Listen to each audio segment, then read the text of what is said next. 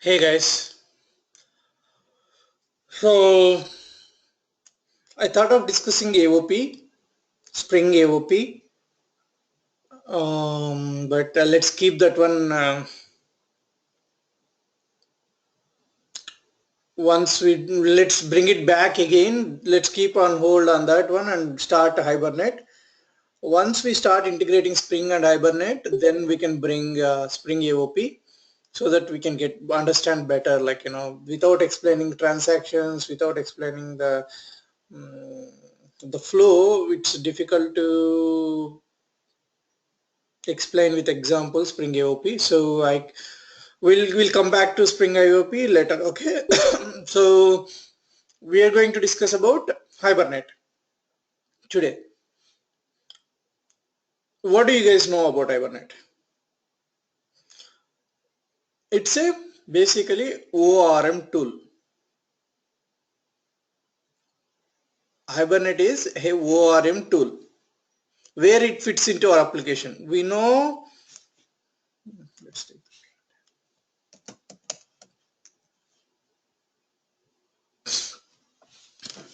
in our system. This is the browser UI/browser, and this is the Tomcat server. This is the database. This is the database, Tomcat server. Here you keep Java pieces, Java logic, right? So certain piece is Spring, as we know as of now. So we are learning about Spring, Servlet, JSpace, not JSpace, JDBC, all the stuff we are learning here, right? So controller layer comes here, right? Servlets or controllers comes here. Okay, agreed? Here as of now, what we know, JDBC is there, right? In parallel we have Hibernate. Okay, there will be iBatis, there will be Mongo. So there are different systems that you can connect to the database. So we're going to learn about Hibernate. We learned about JDBC.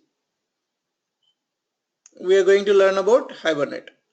Once we learn how to execute queries using Hibernate, then what we will do? We will integrate with Spring. We will integrate with Spring. Spring already controller logic is there. So this controller logic will communicate with the browser or JSP or Angular, whatever it is. So we got the connections established, right? All the way. So what they say is Hibernate is a ORM tool. Basically, earlier programs, if you remember, let me open this. When you write Hibernate programs, I mean JDBC programs, what you will do, right?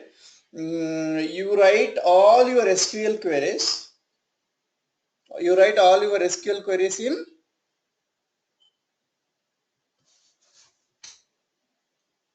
in your repository DAO layer, whether you can call it as a repository or DAO. So you're going to write all your queries, right? Like select query, update query, or what else we have? Delete query or insert query. So you come down here.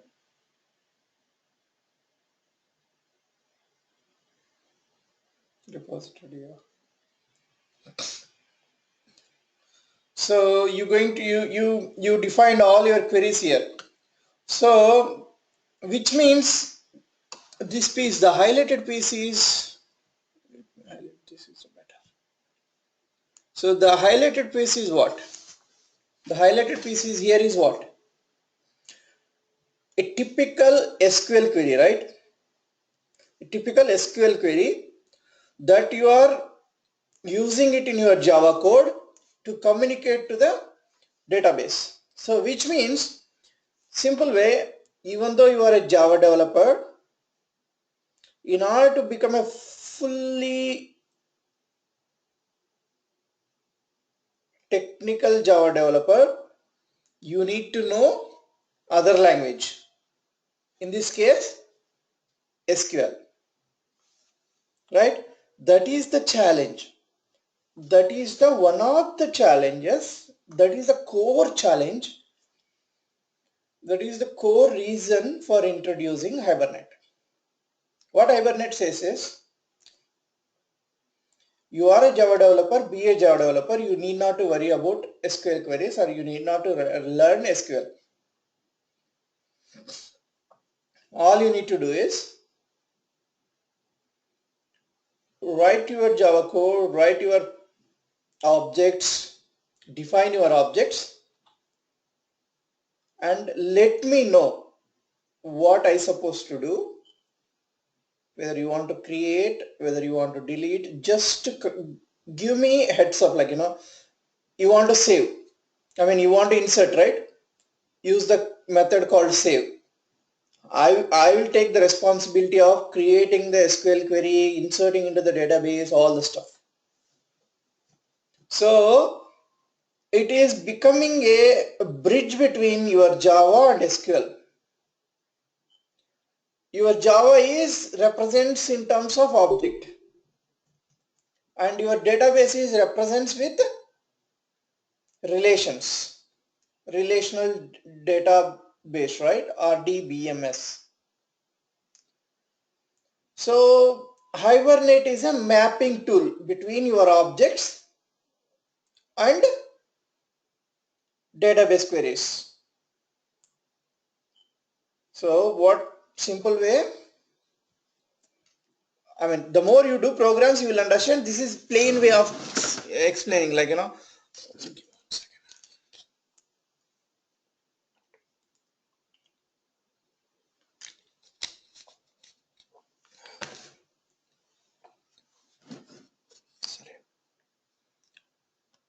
you wrote Java code. As of now, you are writing your SQL queries here, communicating to the database. What Hibernate says is, just write Java code. Communicate to me. This is Hibernate. Okay. Communicate to me with Java. I will be the responsible in talking to the database. So this is relational mappings. This is object. So Hibernate is ORM tool, object relational mapping tool. Make sense? At least you guys got an idea where Hibernate fits into, right? Okay. Now let's go back to, again, it's a phrase, it's a kind of you can call it as a framework, right? Or you can call it as a libraries. So it comes into typical our dependency. It falls into specific group, and a specific artifact ID will be there. So we're going to insert this, so we will be able to access Hibernate by adding these two. First one is just to access the database, Postgres database. This one, by adding this, you are going to get an access to database. You are going to get an access to Hibernate, and that is the core intention. Hibernate has been introduced around 2002, 2003 kind of thing. So that time is like what do you call, SQL is a little challenging, a Java developer has to know SQL, all these things. So they come up with this concept, like, and it's still, like, a lot of traditional applications, they are still using Hibernate. So what and all the additional when you are, so that is the core reason for Hibernate, and what it provides a lot of stuff on top of this. It provides a lot of stuff like Spring, right? The core intention of Spring is making sure the control layer works fine, right? In MVC pattern, model view controller design pattern, the controller layer Spring MVC has been played very well, very crucial role in addressing the concerns that we have in the controller layer, right? Along with that, it provides a lot of flexibility, right? Using Spring container, you can provision, you can create objects, and you can create singleton scopes, prototype scopes, or lazy initialization, or pre-initialization, post-destroy, pre-destroy, and different modules we can integrate. So these are all the benefits that you get from the Spring, right? Same way, along with becoming object relational mapping tool, it provides a lot of support like auto data definition languages, HQL. Just like SQL, it has Hibernate query language SQL support. Caching support is like for now, if even if you don't too much understand, that's okay. So you have 1 million records in your database, okay,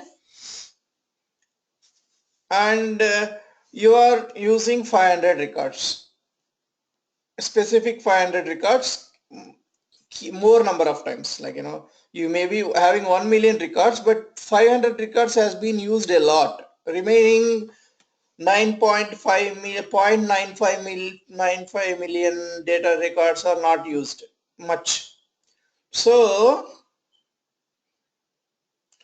in order to fetch this 500 records, you need to go through all the time this 1 million database, right? Instead of that, you can cache certain data here in Java level.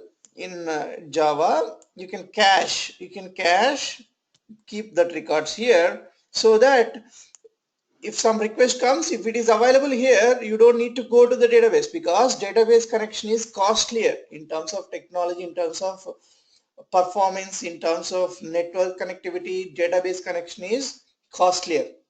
So it's always good to avoid, it's always make use of caching logic, caching mechanism in your system, so that you can avoid database connection. So if you have these 500 records for next 24 hours, okay, every 24 hours you will refresh these 500 records. So instead of making 500 calls to the database in a day, what are you going to do? You're going to make only one call and keep 500 records and keep it in your cache, and use that 500 on a particular 24 hours. After 24 hours, clean it out, and then go back and fetch it again and keep it again to the next 24 hours. You getting my point? So the caching mechanism, it provides awesome caching mechanism support, and it auto generates primary keys. You don't need to worry about generating, and using annotations, like just like at the rate, did you remember validations that we did at the rate of max, at the rate of not null, at the rate of empty, right? Those kind of validation supports it will provide Hibernate. And in Hibernate, all exceptions are runtime. There is no compile time exception, so which means you don't need to use try catch blocks, okay? And yeah, ORM support, and it provides support for inheritance concept, like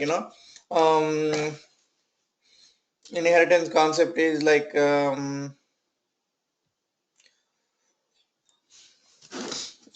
yeah, simple way, right? You have a car and you have a BMW car. So car will have certain definitions. Car will have like car will have number of wheels that is common across BMW brand logo or something. So how do you insert this data into the database? So those kind of support, and polymorphism, it supports, and one to many, many to many, like student employee student and teacher relationship. So a teacher can teach, student and teacher relationship is like many to many, right? one student can attend more than one teacher classes, and one teacher can take more than one student in his class, right? So many to many. And let's say product and parts, a product and part, like laptop, and a lot of parts will be there, right? HDMI and core processor or screen, all these things. So here one to many, product is laptop, many is these many parts, so one to many relationships. How do you insert, how do you maintain the data in the back end? So those kind of supports. And lazy initializations, as and when required initialize it, those kind of features.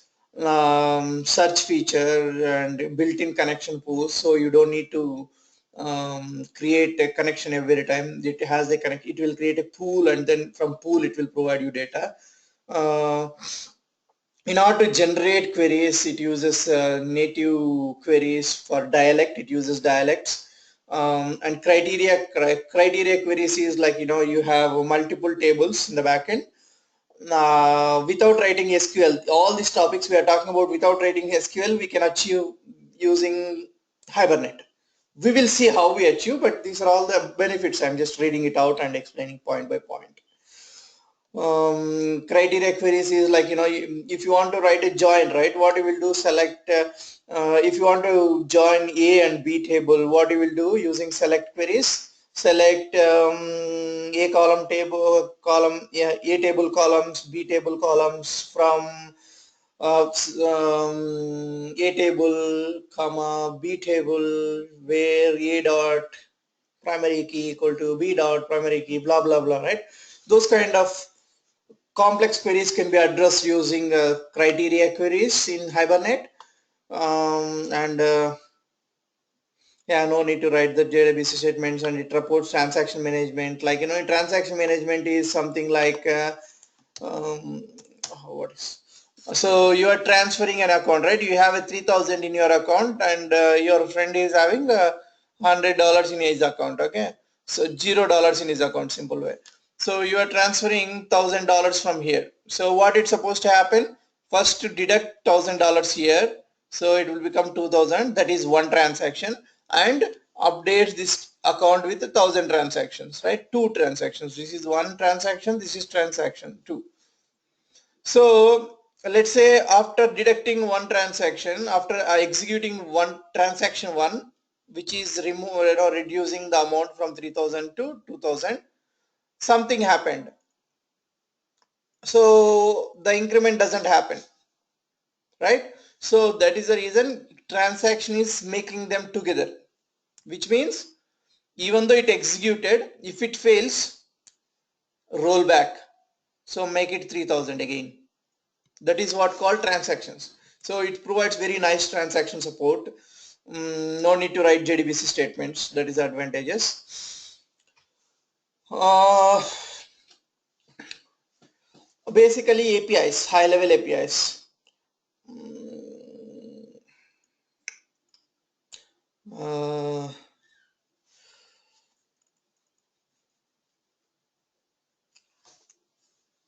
So how do I, whether by doing program I can explain it. I can read it out, but okay, let's discuss about transient high level object.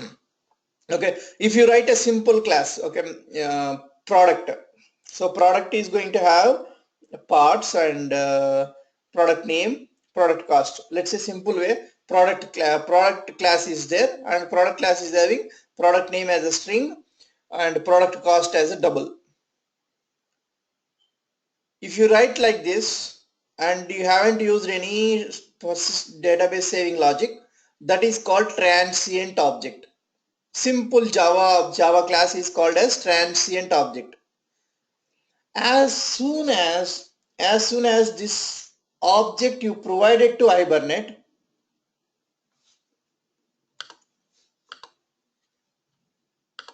you wrote a simple product class, okay, product object, which is having product name, product value.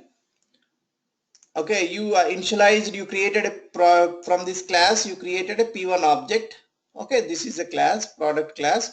You created a P1 object.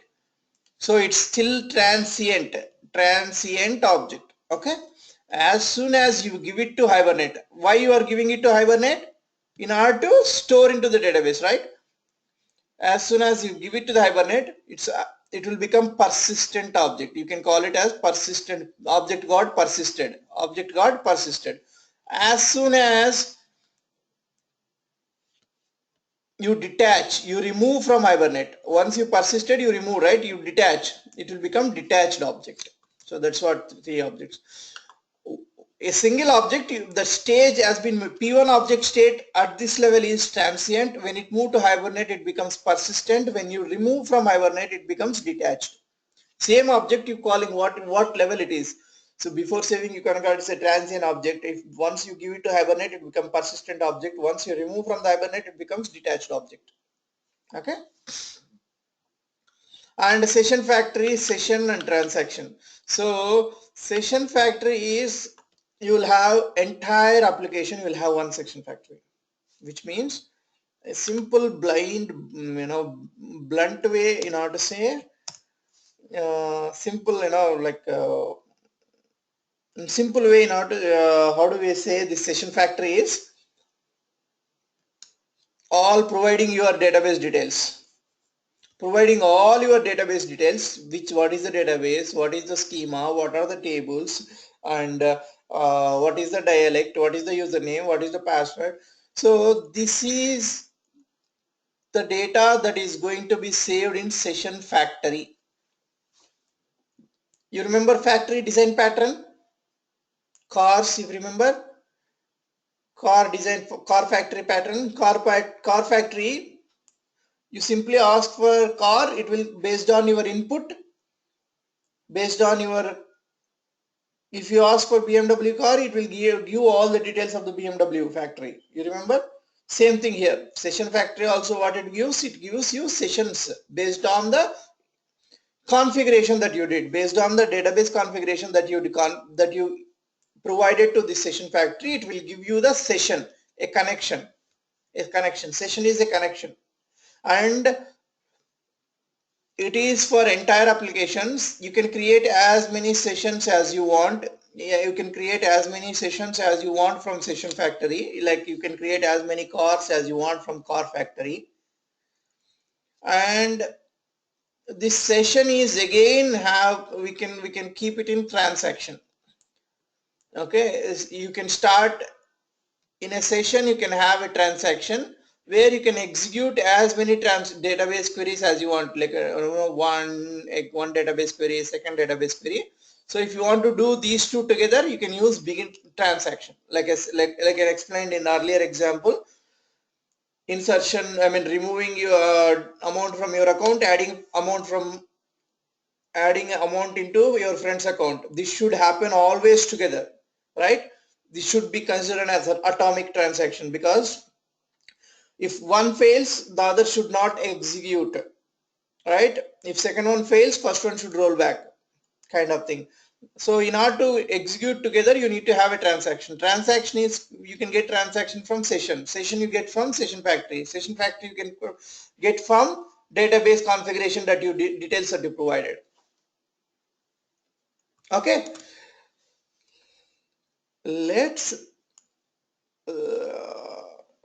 yeah, I mean all same whatever I explained, just look at those definitions and what is the life cycle, all the stuff. Okay, so what do you need to do in order to write, in a Hibernate program, simple Hibernate program? Okay, you need to write your Pojo classes, simple object classes, and mapping file, configuration file. Like I mentioned, configuration file is database details, here database details that we have, and Pojo class, like I mentioned, product or student or employee or course, whatever it is.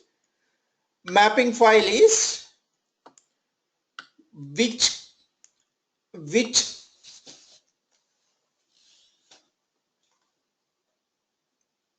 attribute or which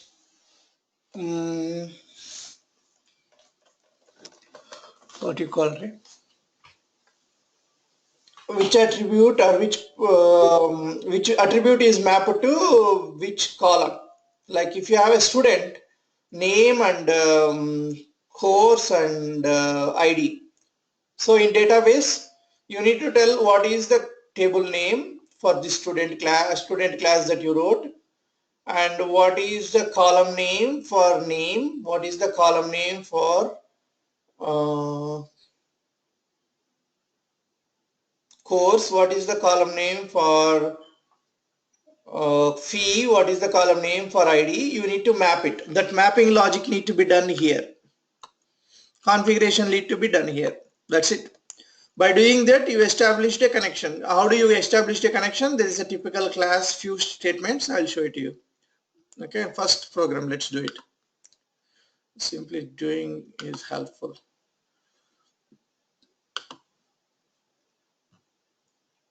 New Noven project. As I am not using data server anymore for this simple Hibernate, I don't need any server, right? I just need a database connection, right? So I'm just going to use a simple project. So I don't need web app, all the stuff. What I will do, bell info dot Hibernate.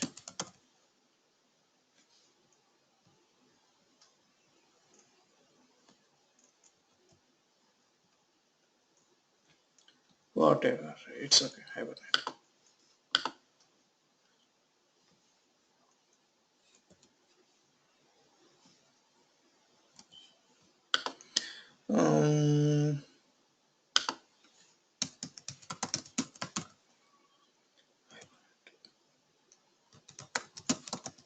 Scenarios.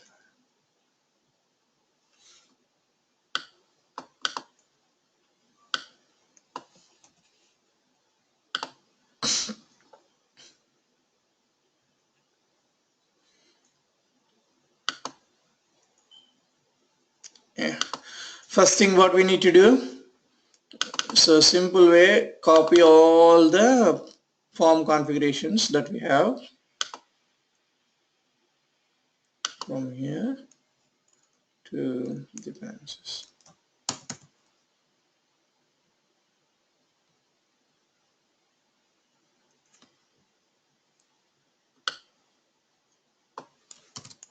And we just added, you don't need to add all these things for this. I don't need to eliminate it one by one. So next thing is you need to add Hibernate related and database related. Done. Now you have Hibernate available. Spring also available, which we may not use. We are not using Spring, but still just we added. Okay. In SRC, create a resources folder.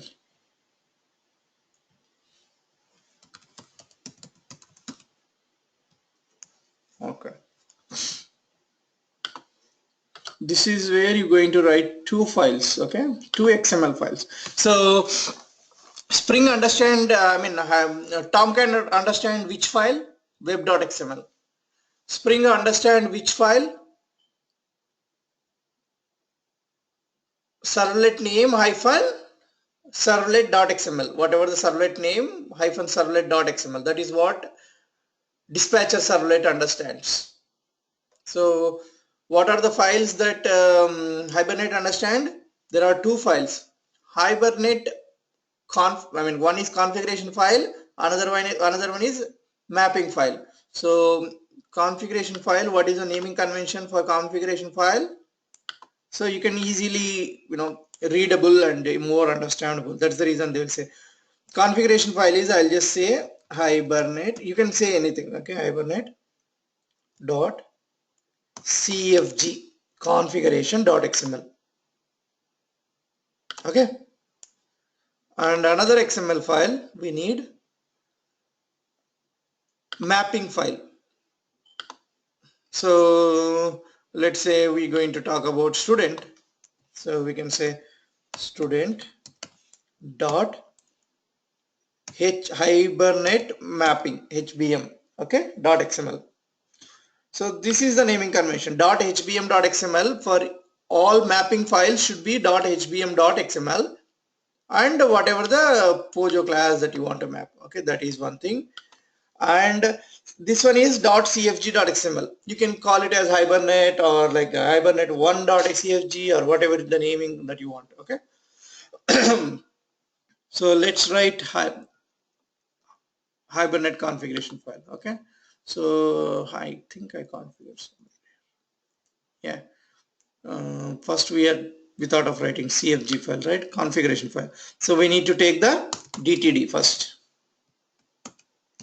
This is done. Hibernate DTD is done. We are conveying, follow the DTD definitions that we have in Hibernate configuration.3.0 DTD definitions that defined. Okay. So first one is simple way Hibernate configuration. Sorry. Hibernate configuration only, right? Yeah. Hibernate configuration. In this Hibernate configuration block, this is where we provide all the database connections, all the blah blah blah stuff. Okay.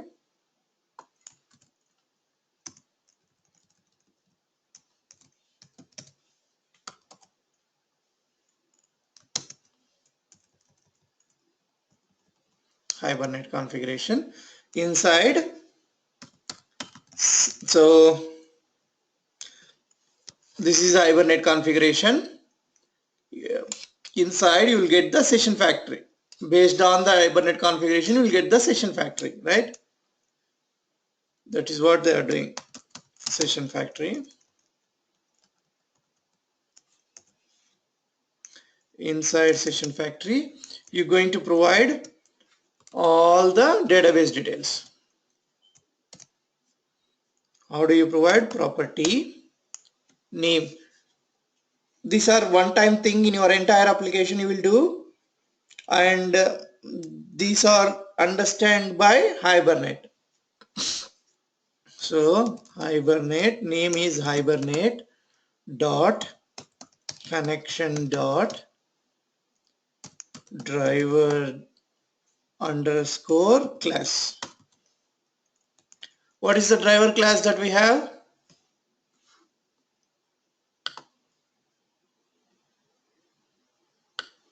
This is the driver class. Okay, so that is one property. Another one is property Hibernate dot connection dot URL. What is the URL that you need? So a slight change. Let me copy and then modify it. URL, right?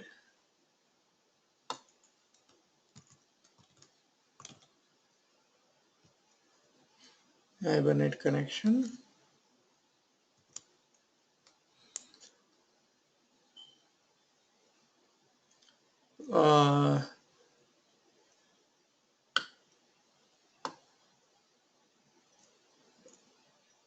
I don't have billing for batch score schema, so yeah, we'll get into error. Yeah, let it be. When we get error, I'll explain. Property name. Then what we need to prove?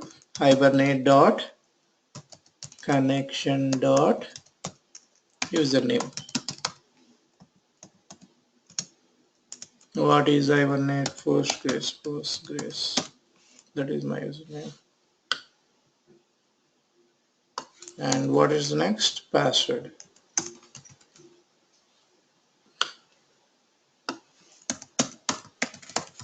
Password.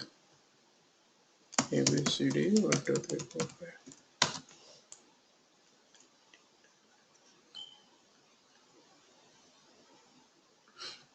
5. How will you integrate Hibernate with Spring?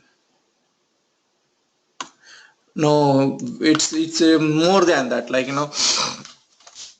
how are you going to call? Like, from your controller class or from your implementation class, how are you going to call Hibernate? Oh, and what is the flexibility that Spring provides to you? Do you need to do all the CFG configuration, HBM configuration file after Spring after while integrating? No. Spring provides little more sophisticated flexibility where you just need to configure these in your property file. From there you can load into your Spring XML file, Spring config XML file. There Spring developed a class that integrates with Hibernate. We will see, don't worry about it. But it's not as simple as you mentioned. Just by adding dependencies, that's not how we do. Okay, that is just like dependencies is like okay, let me as you asked a question, let me clarify that. As Spring is vast. Okay, Spring, what and all the features it has? MVC feature, we saw it. Tiles feature, we saw it. It has JDBC feature. It has Hibernate feature.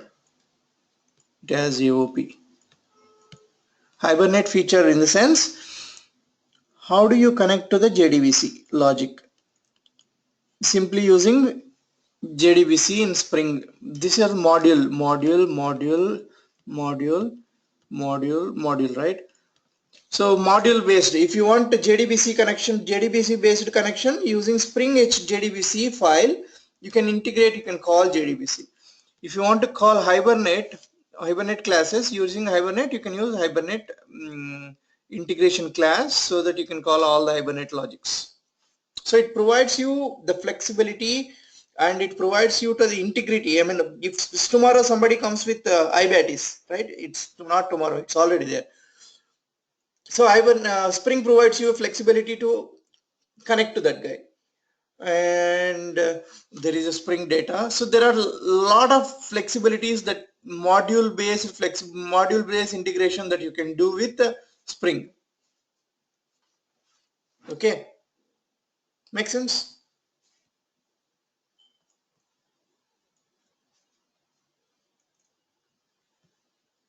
Okay, so next one is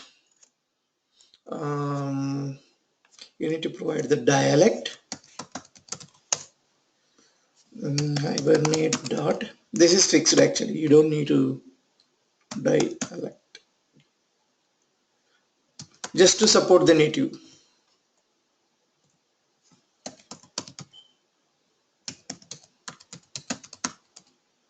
Arg dot Hibernate dot dialect dot, what is that? Postgres.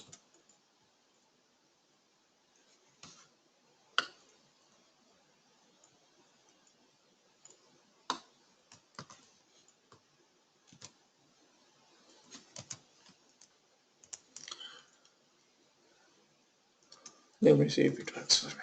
First just dialect. And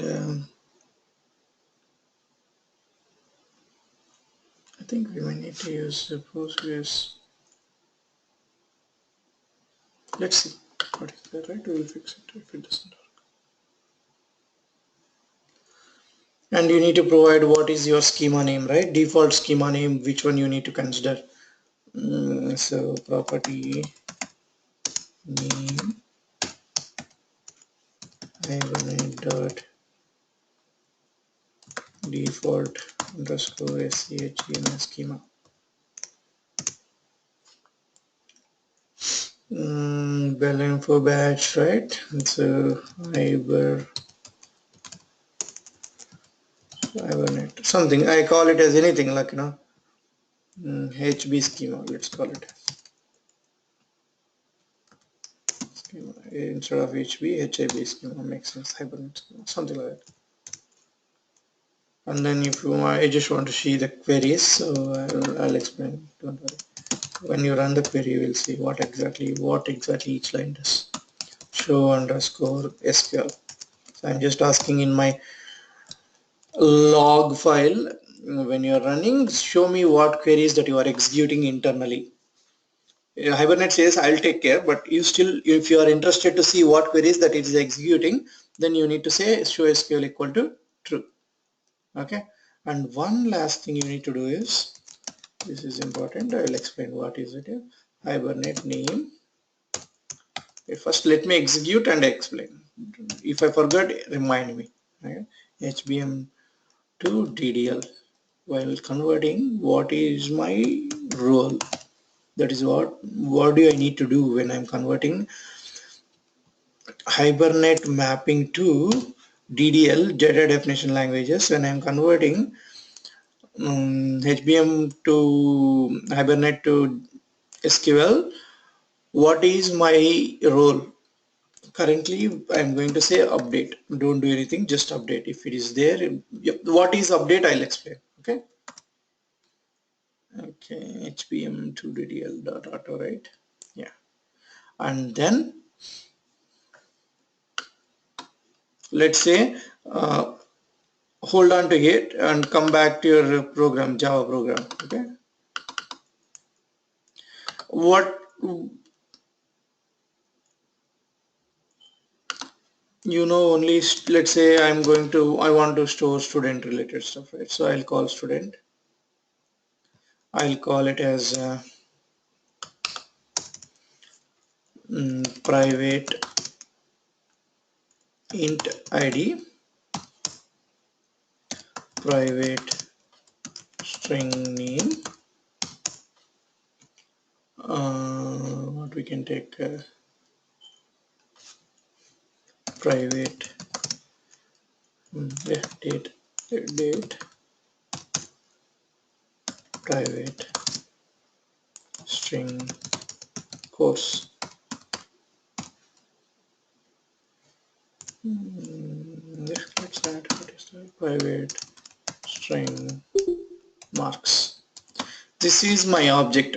This is the data I want to store in the database, right? This is the data I want to store in the database.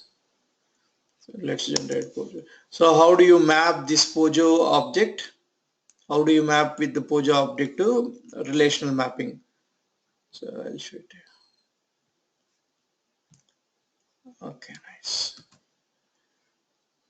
Let me keep toString as well.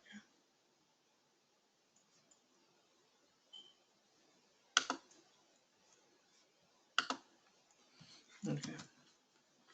So what and all there I have, these are the 4 fields, right? So I'll go to HBM file here. First thing what I need to do, I need to HBM configuration, I need to configure HBM supporting mapping DTD file, I need to take it, right?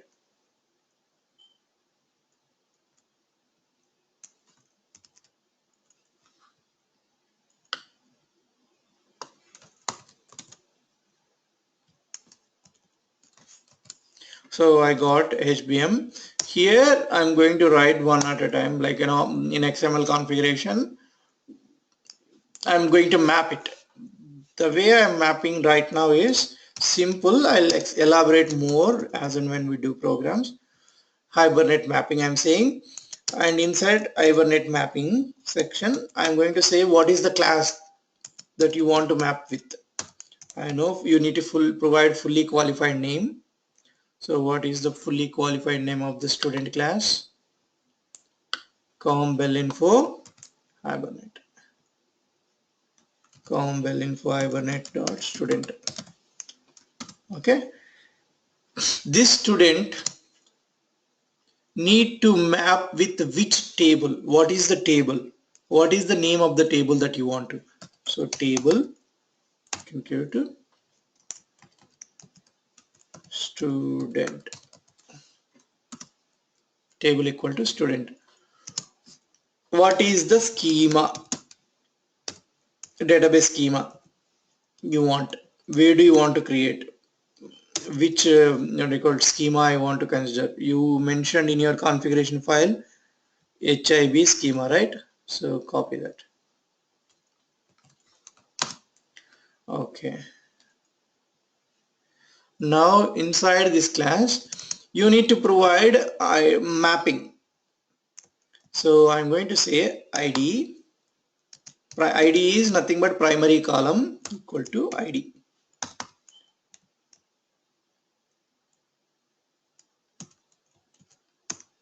Okay, and then property. When whichever the one you want primary key, that one you need to use ID, and you are mapping with what? This ID. Primary key is your ID, this ID you are mapping. Done. And then remaining fields, non-primary keys, you need to map with property. Okay, property name equal to student name, right? Okay, and property date.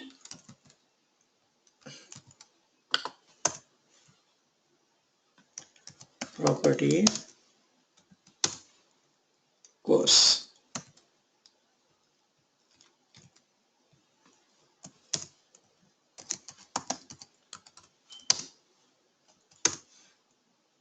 Marks.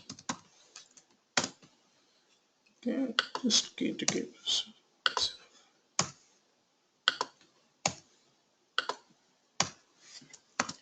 Okay, so what you're trying to say is use the same name for, so if you understand, right, you have a student table. Okay, that's what you are saying here. So you have a student table. Okay, student table. It has a columns, right? What are all the columns you are seeing? ID column, name column, date column, course column, marks column. And what you wrote here? Student object class, which is going to have ID field, name field, date field, marks field, course field. So you are mapping these, you are mapping the student, you are mapping the student with student table, ID with ID column, name with name column, date with date column, marks with marks column, uh, course with course column. So now you mapped simple mapping, same names you are using. So there is no, so you are indirectly saying use the same names for columns date while creating the table, student table. Use the same name that I have in my Pojo object. That's what you are trying to say. Simple mapping this is, okay. You don't have anything fancy like, in Java you have name, but in database you want to create student name column. You getting my point? Here you have a name, but you want to create in the student table as a student name as a column. How do you create that? We will see it. First, for now, just keep this in mind. So now the mapping is done. This is the mapping file. This mapping file should be configured into this factory. Should be configured into this Hibernate CFG. When you're creating this Hibernate factory, you can cap mapping. Okay, what is the mapping? What is the resource you want to use? student.hbm.xml. hbm.xml. What if you have another mapping class? You need to add one more section, one more column like this. Like let's say employee.html. Something like that, okay? In your session factory, you need to configure all your mapping files. Okay? In configuration file, what you are doing, Hibernate CFG file, you are going to create Hibernate configuration. Inside Hibernate configuration, you get session factory. Inside session factory, you're going to have all your database connection related driver class, username, user password, and URL, and default schema, dialect, HBM to DDL. What is the approach update here? And then you need to configure your Hibernate mapping files. Make sense? Once you configure, you need to define your student Pojo class and corresponding mapping you need to provide. Nice. So this is the configuration, this is the setup that you, okay,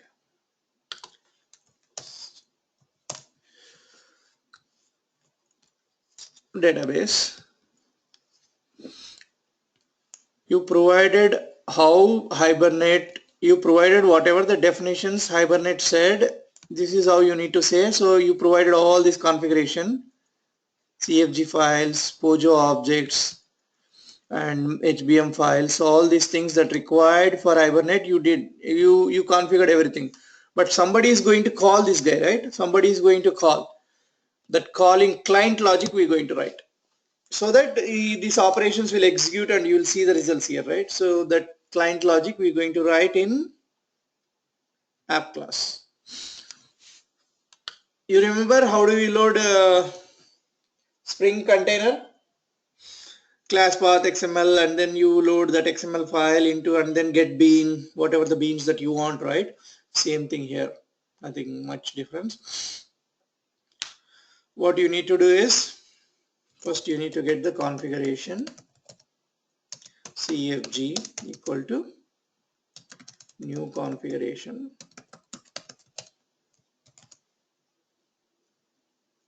So you need to, there are a bunch of different configuration files are there, so you need to pick the right one. You need to pick a Hibernate configuration file. Okay, dot configure. Inside Hibernate configure, you need to provide your configuration file name. Your configuration file, you need your configuration file you need to provide in here. What is that? Hibernate dot cfg dot xml. So try to understand this line, right? So when this load this Hibernate cfg.xml, so it will parse all the data here, which is not, it is parsing the HBM files as well, along with database connectivity also it's parsing. So it is taken care of all the stuff here, right? It loads the all the HBM session factory related stuff like connection pools and connections, passwords, schema, it identifies everything, and then it understands what and all the Hibernate mapping files by writing this line. So from this configuration you're going to get the session factory. Session factory SF equal to CFG dot build session factory or something. Build session factory. The session factory you need to and Hibernate. Okay. Now you got session factory. Like I mentioned earlier, from a session factory you can get sessions. From sessions you can get transactions, right? So let's keep it there. So what exactly you want to store? You want to store student information. You wrote a student class. You need to prepare the student object before you storing into the database, right? So let's prepare the student object. Student std equal to new student, okay, and then fill the details. Std dot set id, we'll fill it. Std dot set name, std dot set course, std dot set marks, std dot set date. Okay, now you need to provide the date. Let's say I want to ID is 12 and name is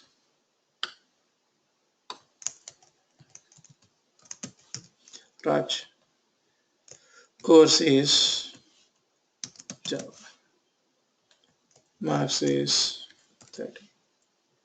Date is, you can take current date, whatever the date, insertion date. You need to insert this. So now your object has been filled, filled with all the data. Okay, now you have one student record. You want to insert the student record in the database. Okay, here you configured, you load all the details, right? So from session factory, what you can get? From session factory, you can get session, right?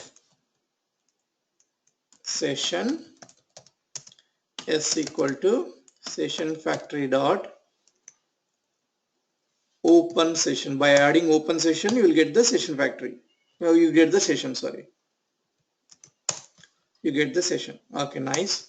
So here what you need to do, you need to start the transaction. Transaction tx equal to session dot begin transaction. So this transaction again you need to Hibernate one. So now all you need to do is, how do you want to save into the database, right? How do you want to save into the database? All you need to do is dot save student object.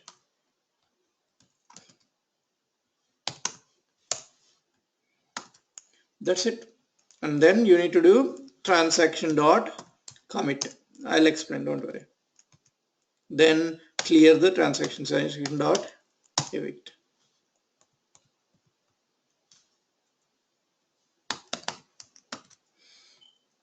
And then you need to close your session. You need to close your session, and then you need to close your session factory. As soon as you're done using them, you need to close them, otherwise the connections will be opened all the time and it will lead to connection overflow or connections limit not available kind of thing. So up to here, sorry,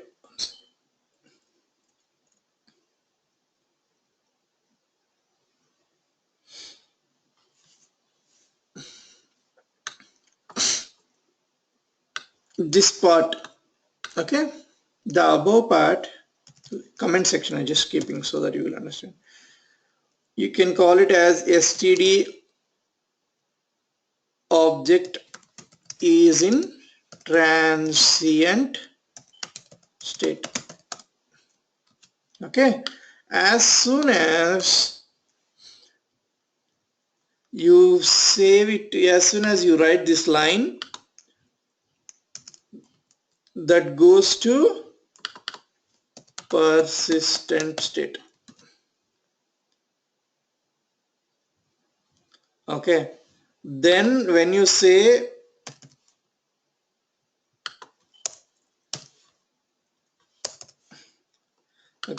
when you say student transaction dot commit, student object will be std object will be moved to database, saved into the database. And here what will happen?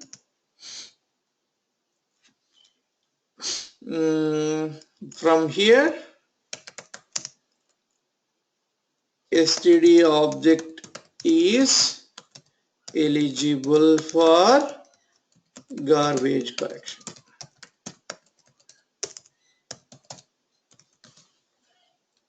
Okay, makes sense. So this is what happens. Let's run the program and see.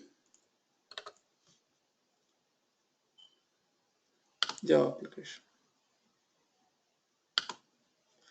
Okay, as expected I got an error. So it is saying database batch bell info batch 4 does not exist. So let me go back and create bell info batch 4. Yesterday crashed, right? So Postgres, sorry, not Postgres, what is that? PG admin.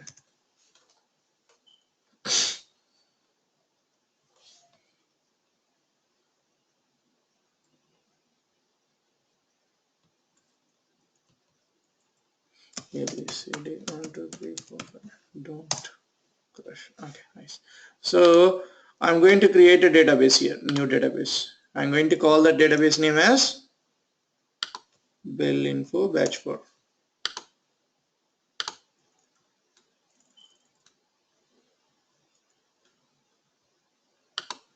Do it, idiot. Not responding. Why? Okay. So Bell Info Batch 4 is created. Okay. Let's run the program. Now database is there, so it should not fail.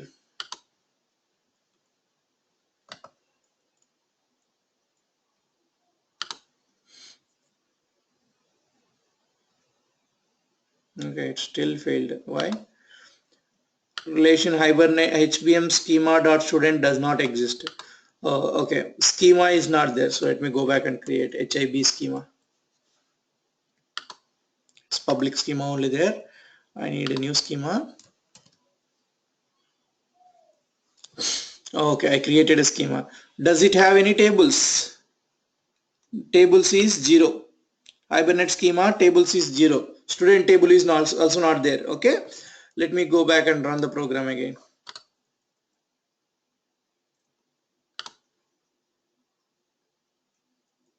Awesome. So our program successfully executed. If you look at it, what is the, did you anywhere wrote this query in your program? No. Who generated this query? Hibernate generated. How does Hibernate generated this query? How does this executed and inserted the data? So Hibernate understands your student class, Pojo class, it understands your HBM file, it understands your CFG file, and by keeping them all together, based on your request, operation request, here you are asking to save it, it will execute accordingly. Okay, so let's see whether it is saved in the database or not. So no tables here. Let me go and refresh. Awesome, I got a table. Did I wrote anywhere insert create query, create data table query, DD data definition DDL? I nowhere, right? But it created automatically for me. And let's see whether data is there inside or not. See, data has been inserted successfully. Make sense?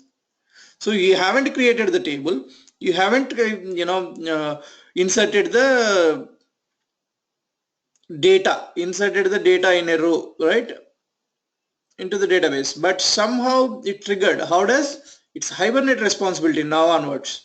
All you need to communicate properly to the Hibernate in a fashion that all your input should be Hibernate understandable way. Then it's Hibernate responsibility to create the queries and insert the data into the database.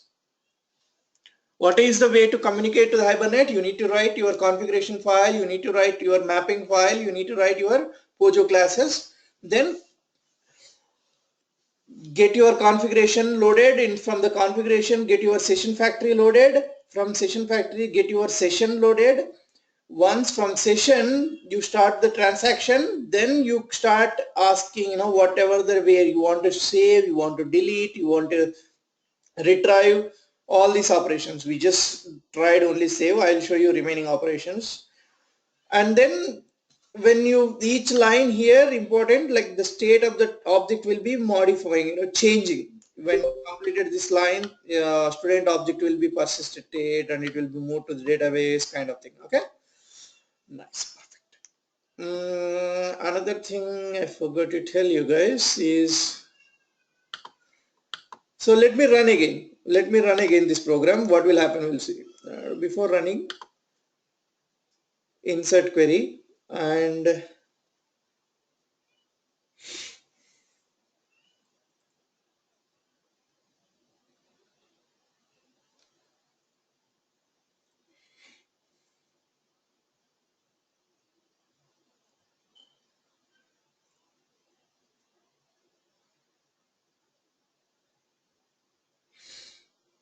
yeah, see here, running HBM to DDL schema update. What it does, if schema update is nothing but if it is not there, it will create. If it is there, it will leave it as is. Now we have a table. Earlier we don't have a table, right? But Earlier we don't have a table, but it created for us. Now let me run the program. What will happen? It should fail. Yes. What it is saying? It is saying, if you look at the main problem, right? Duplicate key value violates unique constraint student primary key. As you mentioned, ID is your primary key. As by mentioning ID, it is a primary key. And you are trying to insert the same object with the same key, right? You're trying to insert same object with the same key. It says like, oh, this ID is a primary key. You should not insert with the same one. So if I try 13, let's see.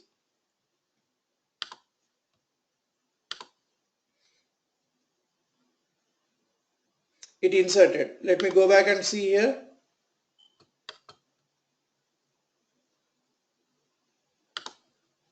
See, 13. So if you try to insert ID is primary key, you can't insert the same ID, right? So, and this time it didn't drop the table, right? It doesn't create it freshly. It will, as the table is already there, as the row is already there, it inserted another row. It didn't create the table again. How does Hibernate understand when to create, when not to create, right? That is where your HBM2 DDL configuration is important. HBM2 DDL. Yeah. So HBM to DDL allows the following options. Whether you can write in that option create. Where is that guy? Here whether you can mention update or create drop or validate. Any of the four you can mention here. So what will happen when you mention update? If any table is required, it just creates. If required, it will do alter operation. Else it will as is. It will leave it as is. But when you use create there, drop existing table and create new tables. What does it mean? Let me show it to you. So when I say create here, every time you run the program, it will drop existing, it will drop all the data. Now you have how many records here?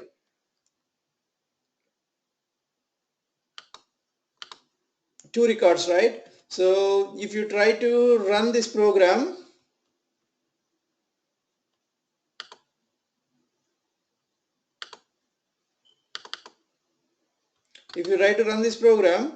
again, see what it is, it dropped the table, it created the again table and then inserted. So if you come back here, refresh your data, so only one column is there. You got my point, what I'm trying to say?